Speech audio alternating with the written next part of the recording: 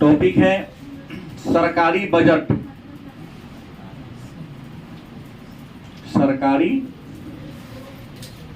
Budget एवं अर्थव्यवस्था।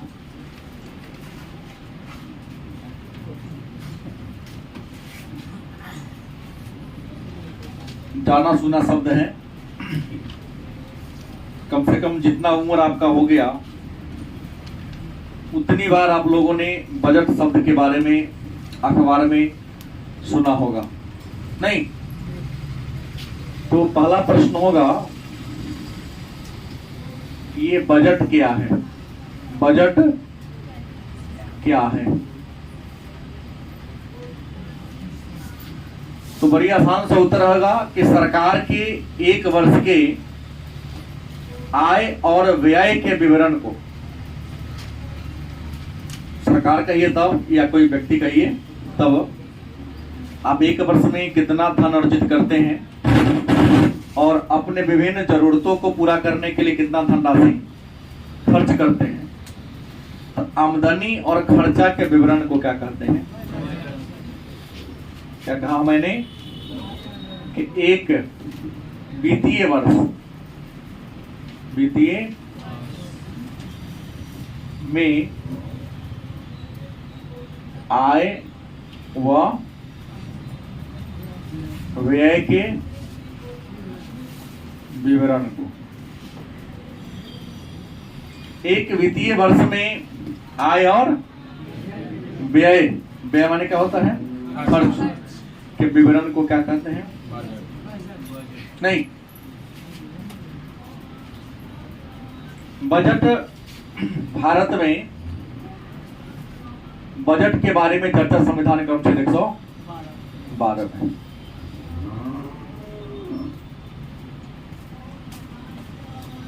लेकिन संविधान में बजट शब्द का प्रयोग कहीं नहीं है। इसको वार्षिक वित्तीय विवरण के नाम से जाना जाता है। नहीं, बजट के बारे में चर्चा संविधान क्रम 112 में है, लेकिन संविधान में बजट शब्द का उपयोग ना करके वार्षिक वित्तीय विवरण शब्द का क्या किया गया है? प्रयोग किया गया है।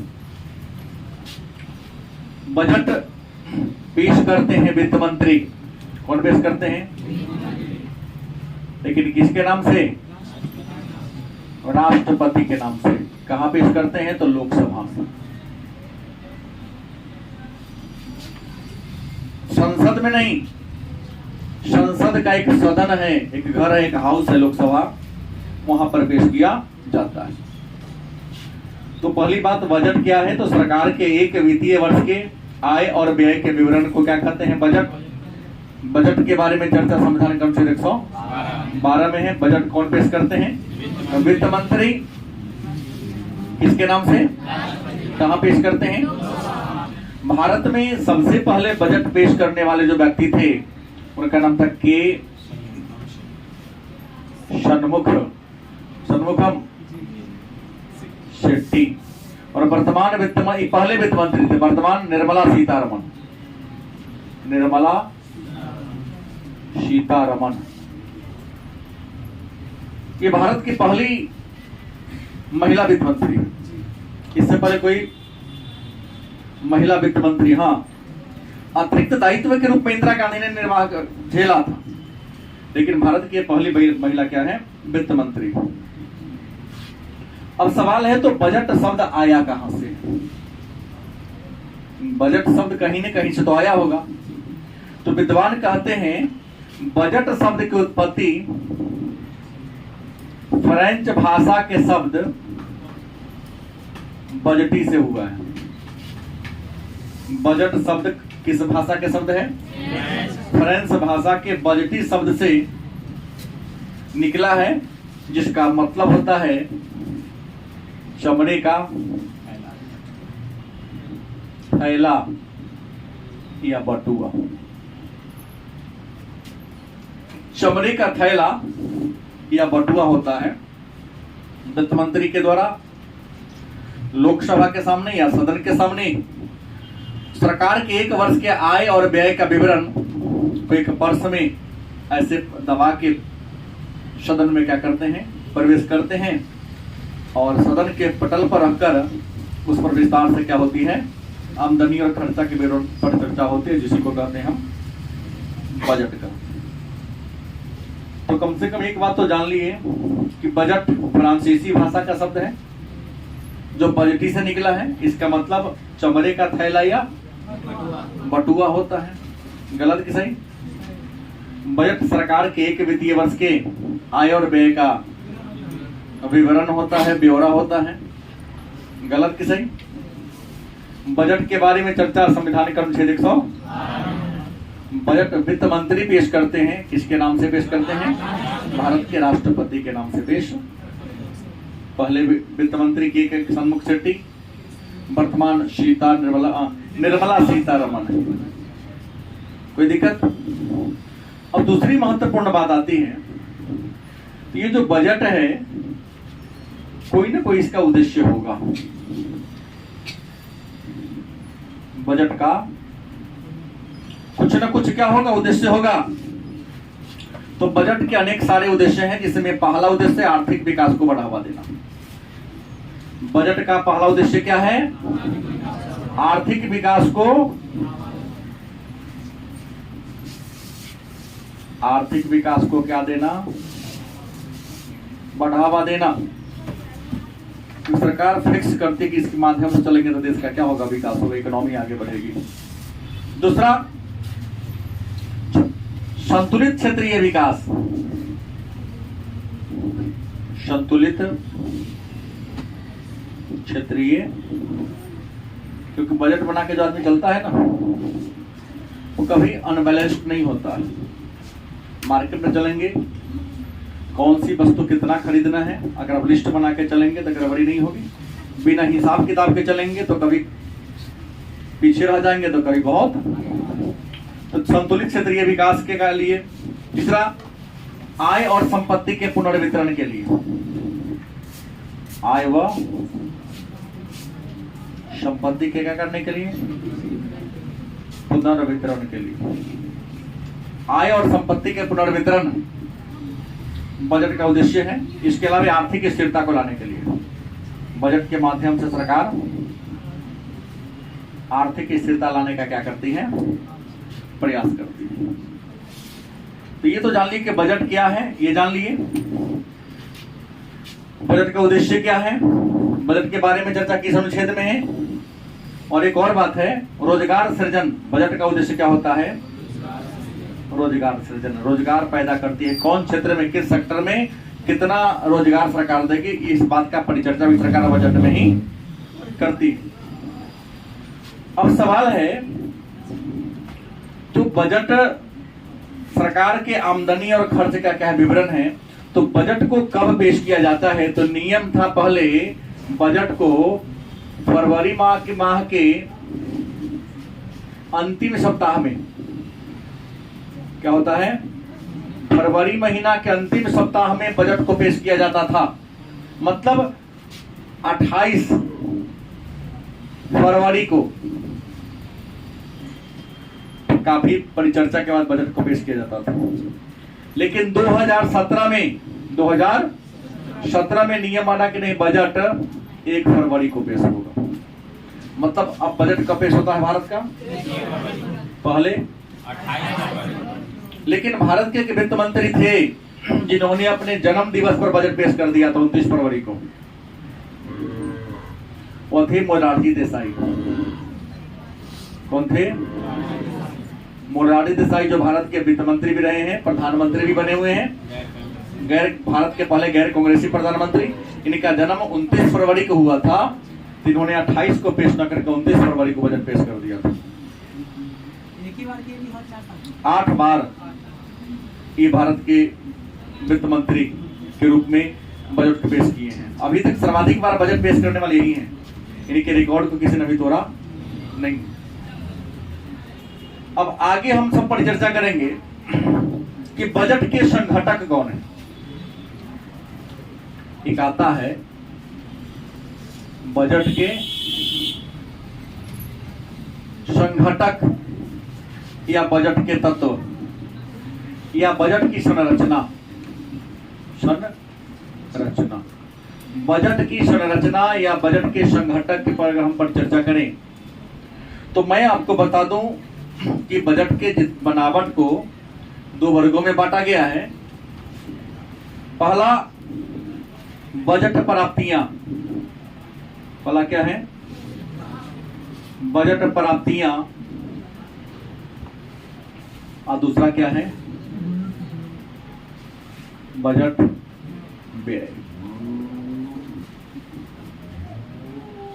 अभी देख रहा हूं बार बार हो रहा है, ये इंटरव्यू चल रहा है अभी लगातार यूपीएससी। बजट से खूब प्रश्न आ रहे हैं।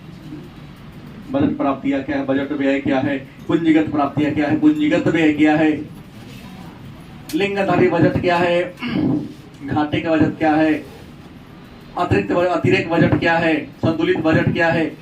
इस सब के प्रश्न खूब चल रहा है, तो किसी टाइप का वैकेंसी का इंटरव्यू चल रहा है। तो प्रश्न बजट की संरचना जो है, संघटक जो है, इसको कितने वर्गों में बांटा गया है? पहला कौन है? बजट प्राप्तियां। मन में होगा कि बजट प्राप्तियां क्या है। तो सरकार को एक वित्तीय वर्ष में, शायद सबको पता है कि भारत का जो वित्तीय वर्ष है वह 1 अप्रैल से 31 मार्च के बीच होता है। आरबीआई का तो अगस्त महीना में आता है, हाँ 1 जुलाई से। प्रश्न है बजट प्राप्तियां क्या है या बजट प्राप्ति से आप क्या समझते हैं? 2 अंक का प्रश्न आपसे पूछा जा सकता है। तो एक वित्तीय वर्ष में, मतलब 1 अप्रैल से 31 मार्च के बीच सरकार को के आय के जितने भी स्रोत हैं, सरकार के आमदनी के बहुत सारे स्रोत हैं, तो एक वित्तीय वर्ष में सरकार को उनकी आमदनी के विभिन्न स्रोतों से जितनी धनराशि प्राप्त होती है उसे क्या कहते हैं? ध्यान रहेगा। एक वित्तीय वर्ष में अर्थात 1 अप्रैल से 31 मार्च के बीच, अर्थात एक वित्तीय वर्ष में आय के विभिन्न स्रोतों से सरकार को जितना धनराशि प्राप्त होती है उसे क्या कहेंगे? क्या कहेंगे? बजट प्राप्ति के नाम से जानते हैं। फिर बजट व्यय क्या है?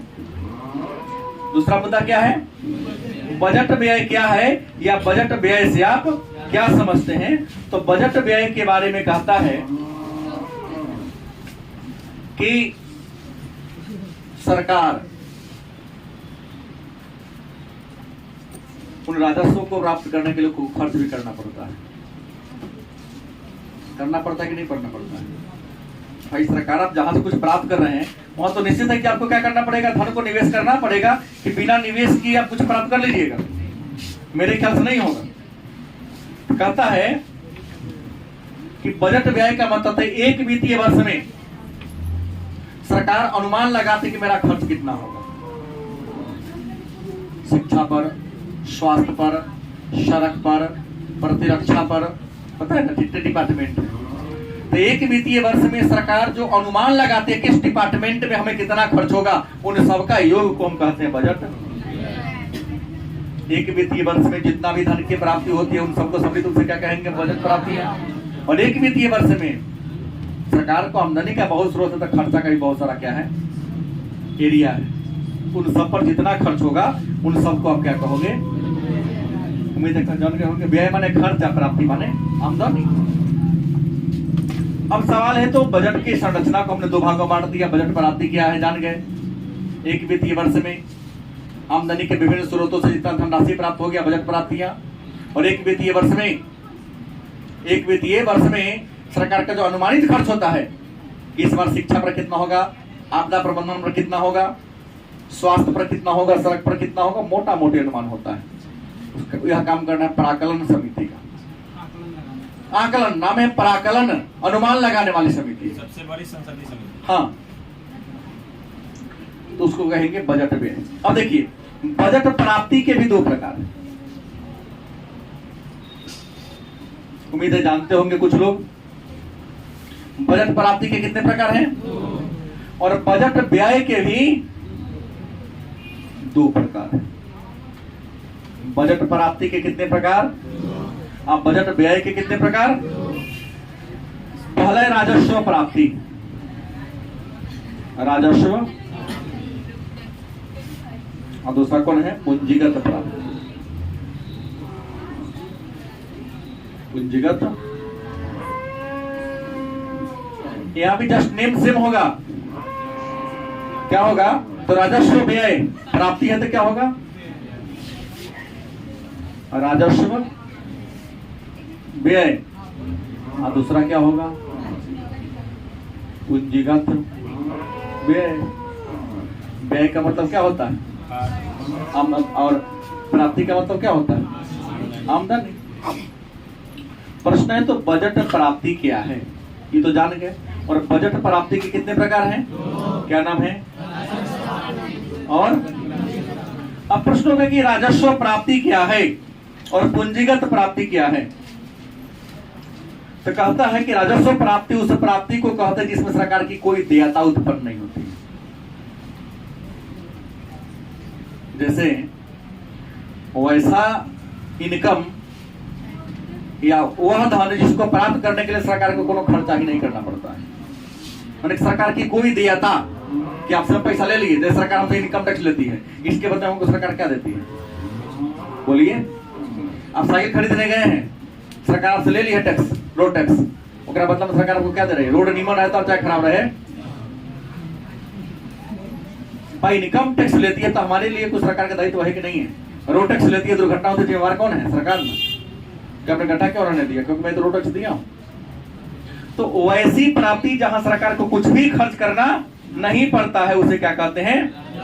या राजस्व प्राप्ति वह प्राप्ति है जहां सरकार को किसी प्रकार की देयता मतलब इन्वेस्टमेंट करना नहीं पड़ता, उसे क्या कहेंगे?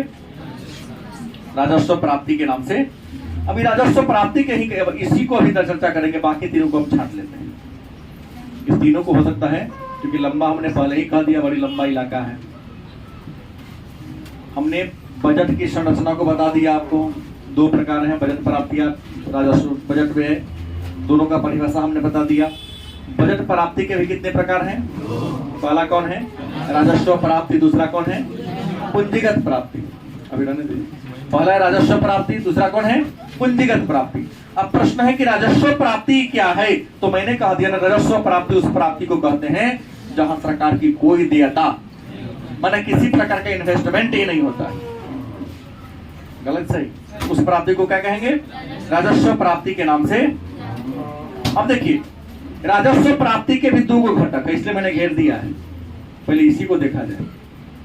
राजस्व प्राप्ति के कितने घटक हैं? दो घटक हैं। पहला है कर प्राप्ति, कर,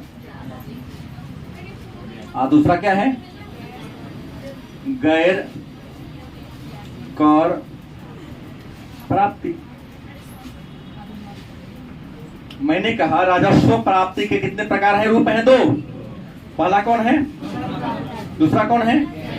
अब कर प्राप्ति में सबसे पहला हो गया आयकर, दूसरा कौन हो गया?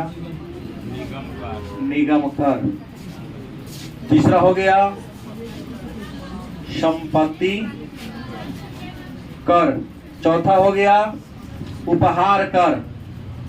क्या हो गया? उपहार कर। पांचवा हो गया सीमा शुल्क। अगला हो गया उत्पाद शुल्क। गलत कि सही? उसके बाद हो गया बिक्री कर, बिक्री, अंतिम हो गया सेवा कर।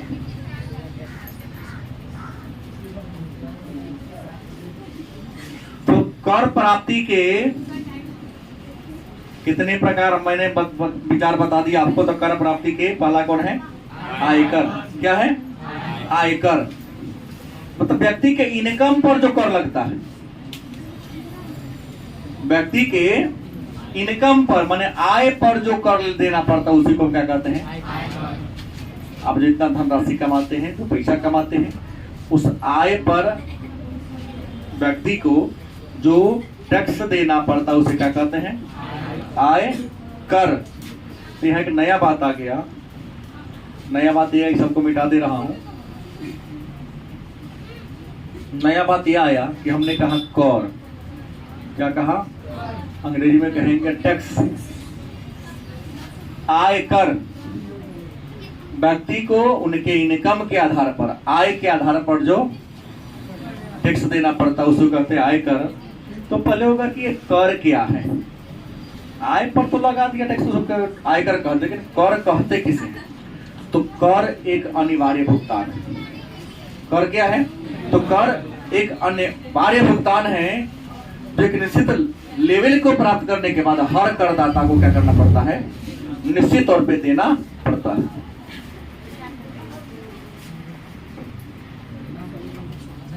हम चर्चा कर रहे थे किसके बारे में? कर के बारे में, कि कर क्या है। तो कर एक अनिवार्य भुगतान है जो हर करदाता को निश्चित रूप से सरकार को क्या करना पड़ता है? देना पड़ता है। लेकिन इस कर को देने के बदले में सरकार आम जनता को या करदाता को किसी प्रकार का लाभ नहीं देती है। अब सवाल होगा ये कर होते कितने प्रकार के हैं? तो मैं बता दूं कि मैंने जो पढ़ा वह कर रियल में आप 2 ही प्रकार पढ़े, लेकिन मैं 4 प्रकार बता रहा हूं। दूसरा पहला है प्रत्यक्ष कर, और दूसरा कौन है? अप्रत्यक्ष कर। एक और है अनुपातिक कर,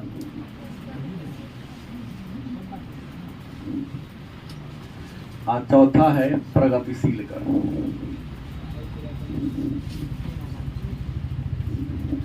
रियल में 2 ही होते हैं, प्रत्यक्ष और अप्रत्यक्ष कर, लेकिन चारों को जान लेना है। कि पहला जानना है कि प्रत्यक्ष कर क्या है। बड़ी आसान सा उत्तर होगा कि प्रत्यक्ष कर उस कर को कहते हैं जो कर जिस व्यक्ति पर लगाया जाता है उसका भुगतान अंतिम रूप से वही व्यक्ति करता है। प्रत्यक्ष कर वह कर है जो जिस व्यक्ति पर लगाया जाता है, अंतिम रूप से भुगतान वही व्यक्ति करता है। तो उसे क्या कहेंगे? मतलब वह कर जिसमें करापात और काराभार, करापात कर का बोझ, करापात जो कर का दबाव, काराभार माने कर का भार, जिस व्यक्ति पर पड़े उसको क्या कहेंगे? जैसे आयकर, इनकम टैक्स जिस व्यक्ति पर लगाया जाता है उसी को देना पड़ता, टाल नहीं सकता। जैसे हमको लगता है हम ही को देना पड़ता है, नहीं जब तक देगा दिन भर में 20 को मैसेज कर देता है कि टाइम पूरा गया, 31 जुलाई लास्ट डेट। सरकार ने घोषणा भी कर दिया कि इस बार डेट भरने की कोई गुंजाइश नहीं है। तो प्रत्यक्ष कर वह कर है जो जिस व्यक्ति पर लगाया जाता है उसका भुगतान भी वही व्यक्ति करता है। तो उसे क्या कहते हैं? जस्ट एक उल्टा अप्रत्यक्ष कर। अप्रत्यक्ष कर उस कर माने न प्रत्यक्ष हम दिखा के, अप्रत्यक्ष कर उस कर को कहते हैं जो कर जिस व्यक्ति पर आप लगाते हैं वह व्यक्ति उसका भार नहीं होता है बल्कि दूसरे पर ट्रांसफर कर देता है। कारापात किसी और पर, काराभार ऐसे कर को क्या कहेंगे? जैसे सेल टैक्स सरकार लगा दी मारुति कंपनी वाला पर कि तुम्हारा साल में इतना सेल होता है तो इतना टैक्स दो। साबुन वाला पर, बिस्कुट वाला पर टैक्स लगा दी सरकार, तो कंपनी वाला टैक्स तो दे दिया उस समय, और दाम बढ़ा दिया। क्या होता है?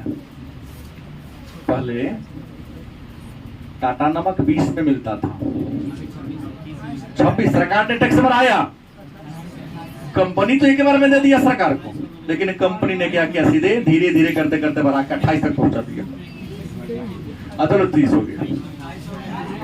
सरकार लगा दिया कंपनी पर, इस पर डिबेट नहीं करना है, लोकसभा नहीं है, हमको ये समझाना केवल है कि सरकार ये अप्रत्यक्ष कर वह कर है जिस कर का भार किसी और पर, कर का प्रभाव किसी सरकार लगाती किसी और व्यक्ति पर है, लेकिन उस कर का भुगतान कोई सरकार लगाती है कंपनी पर, लेकिन पे और करती है हम और आप जनता।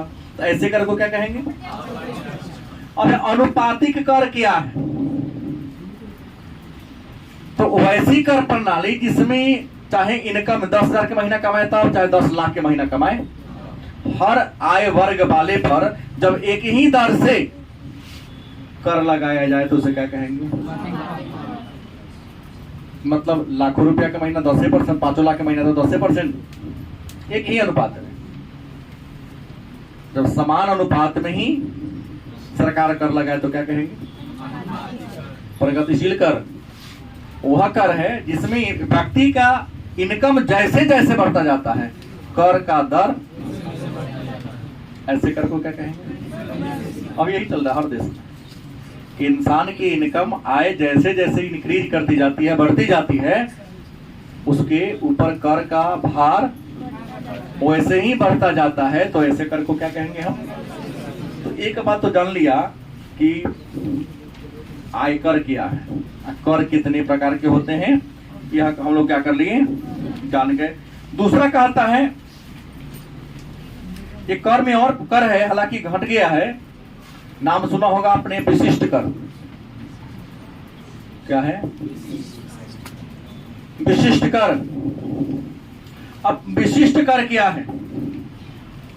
तो वह कर जब जो किसी वस्तु के आकार और साइज और भार के अनुसार, वह कर जो किसी वस्तु के आकार, उसके वजन के आधार पर जब टैक्स लगाया जाता है, उसे क्या कहते हैं?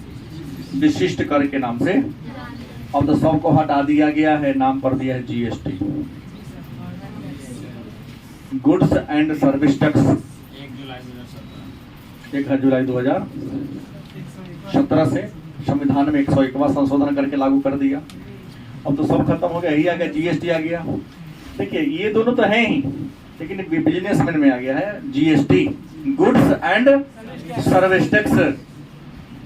यूपीए एनडीए की सरकार ने संविधान में 101वां संशोधन किया, और संशोधन करके क्या किया है? एक देश तो एक प्रकार का कर। हालांकि याद कर लीजिए, विश्व के जितने भी देश में जिसने भी जीएसटी, जिस सरकार ने जीएसटी को लगाया, अगली बार के चुनाव में सरकार क्या हो गया? हार गया, गिर गई ना। लगभग 72 या 73 देश में ऐसा प्रयोग हुआ है। हर देश में जिसने भी सरकार जीएसटी लगाया, अगली बार उस सरकार को क्या होना है?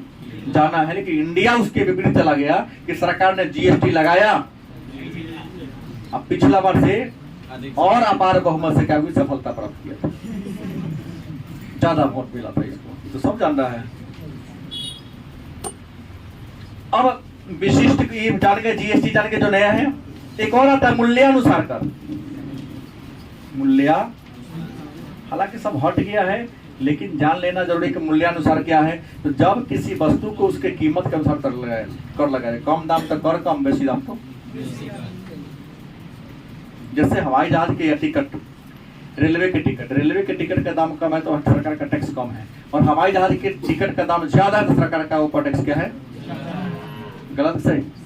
आप सब एक्सल खरीदने जाते हो, कीमत कम है तो वही कम, एक्सल खरीदने जाओ, उससे बढ़िया वाला खरीदने जाओ, नहीं ज्यादा। तो सामान का जैसा कीमत होगा, अगर टैक्स वैसे ही लगे तो उसे क्या कहेंगे? अब अगर निगम कर क्या है, हालांकि सब खत्म कर दिया गया है, सारा को खत्म करके जीएसटी में कह दिया, तो सबको मैंने कह दिया। हाँ, अब सीधे आ गया आयकर हो गया। उपहार कर, ये बचा हुआ है संपत्ति कर, आपके प्रॉपर्टी पर जो कर लगती है। पिताजी की प्रॉपर्टी थी, पिताजी के मर जाने के बाद आपको जो टैक्स लग गया, ट्रांसफर होगा ना मालिक, सरकार वहां टैक्स लेती है। ऐसे कर को क्या कहते हैं? उपहार कर। जुआ खेलने हैं, अरे भाई क्या है, आईपीएल में जुए ना चल रहा था, ड्रीम 11 क्या है? जुए है ना, सट्टेबाजी लगा रहे हैं, कौन बनेगा करोड़पति, क्या है? ऑलरेडी जुआ है सब। तो ऐसा आपने खेला और आपको मिल गया पैसा, तो पैसा मेहनत से कमा के लाया, नहीं उपहार में मिला है। तो कहीं आपको उपहार मिला, उपहार पर सरकार तय का नहीं, लगभग 44 या 45% टैक्स ले लेते हैं।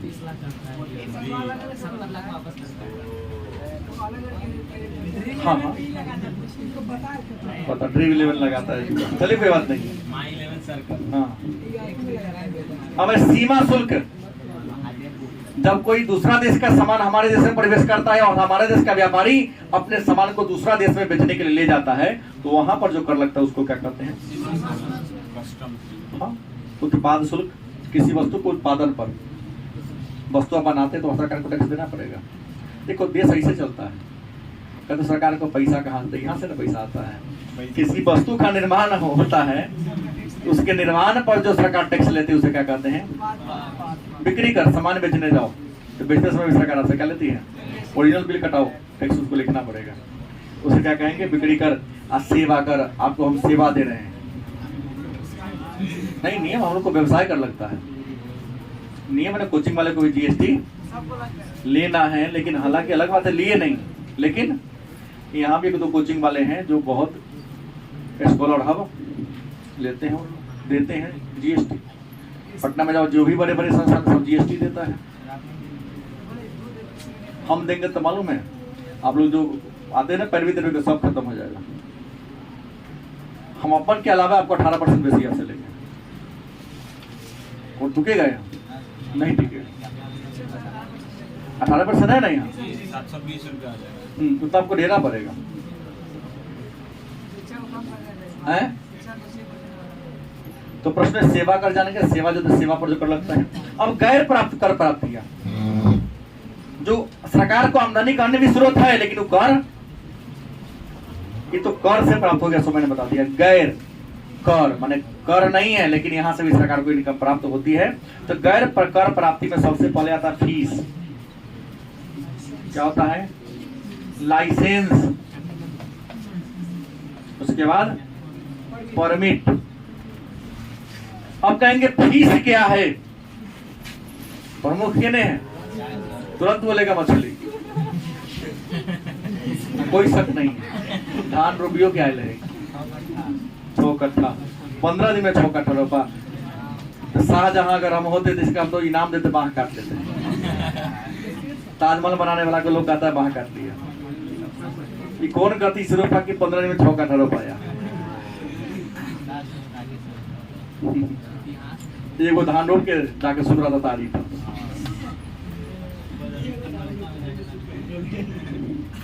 जो हम कहीं यूट्यूब पर देख रहे थे, मिस्त्री है, सूत रहल है और लेबर तो टनले है एक मशीन से, अब ईटा जोड़ रहा है, रेस्ट लेके ईटा जोड़ रहा है। वैसने हाल में मुद्दे पर आइए। हमने कहा पहला क्या लिखा है? फीस। ये फीस क्या है? सरकार आपको कोई सुविधा देती है ना?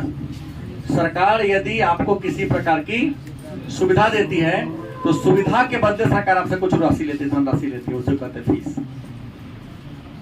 जैसे कोर्ट में नहीं, रजिस्ट्री ऑफिस में सरकार को सुविधा दे रही है, आपको फी देना पड़ेगा। स्टाम्प पेपर खरीदते हैं सरकार, आपको फी देना पड़ेगा। तो सरकार आपको यदि कोई प्रकार की सुविधा देती है तो उस पर आपसे सरकार रुपया लेती है, तो उसे कहते हैं फी। जैसे भूमि के रजिस्ट्रेशन का फी, जन्म मृत्यु पर प्रमाण पत्र बनवाने का, पासपोर्ट बनवाने का, कोर्ट में जाने का, वहां रसीद कटता है 2 रुपया 4 रुपया का, देखिएगा। हाँ, लगना पड़ता है, हाजिरी लगता है 50 रुपया, हाजिरी 50 रुपया का। तो ये फ्री हो गया। दूसरा कौन है? लाइसेंस। क्या होता है? लाइसेंस का होता है, चाहे परमिट का होता हो। जैसे आप लोग गाड़ी चलाते हैं ना, मोटरसाइकिल कार चलाते हैं, तो कार को चलाने के लिए आपको सरकार से परमिशन लेना पड़ेगा। उस परमिशन मतलब क्या? रुपया देकर सरकार आपको परमिशन देती है, उसे क्या कहते हैं? लाइसेंस। आपने बस खरीद लिया, आप किसी खास सड़क पर बस को चलाना चाहते हो, तो उस सड़क पर चलाने के लिए गाड़ी को टैक्स देना पड़ता है, उसे कहते हैं परमिट। किसी कारोबार को करने के लिए सरकार से जो अनुमति लेते उसे कहते हैं परमिट। जैसे इस रोड पर हम बस चलाएंगे, आपको सरकार से अनुमति लेनी पड़ेगी। हम यहाँ बाजार खोलेंगे, सरकार से अनुमति लेनी पड़ेगी। उसी अनुमति पत्र को क्या कहते हैं? परमिट के नाम से जानते हैं। तो लाइसेंस आपने जान लिया, परमिट आपने क्या कर लिया? जान लिया। इसके अलावा सरकार गवर्नमेंट जब्त संपत्ति से, जब्त कोई ऐसा संपत्ति है जो आपने गलत तरीके से प्राप्त कर लिया है, सरकार को जब इस बात की जानकारी मिलती है, सरकार उसको क्या करती है? जब्त कर लेती है और कहती है सरकार कि अगर यह प्रॉपर्टी तुम्हारा है तो हमको प्रमाण दिखाओ। आप प्रमाण दिखाएगा तो आपको प्रॉपर्टी क्या हो जाएगी? वापस हो जाएगी। लेकिन यदि आप प्रमाण नहीं दिखाते तो आपको प्रॉपर्टी वापस, जब वापस नहीं होगी तो रखा का सड़ेगा, तो नीलामी होता है। बोलो, थाना में जितना गाड़ी पकड़ा रहता नीलामी होता है कि नहीं होता है? हाँ, 1-1 लाख की गाड़ी 5-4 रुपये बिका जाता है, लेकिन गाड़ी खरीदोगे तो पास तय करोगे, अंदर का पूरा पार्ट पुर्जा दरोगा जी हम बेच ले रखते हैं। सही नहीं बोल रहा हूँ, बुरा नहीं मानिएगा, सही बोल रहा हूँ। बिकता है थाना में से खूब औजार जोगाड़ से हैं। हाँ, कभी कभी अच्छा भी ईमानदार दरोगा जी आ गए, कोई हिलडुल होने नहीं देंगे, बढ़िया मिल जाएगा। तो जब्त संपत्ति से भी सरकार को क्या होता है, ये होता है। तो आज की क्लास में केवल हमने राजस्व प्राप्ति को पढ़ा और बजट प्राप्ति का दूसरा घटक पूंजीगत प्राप्ति है ना, चर्चा उसके बारे में कल की क्लास में।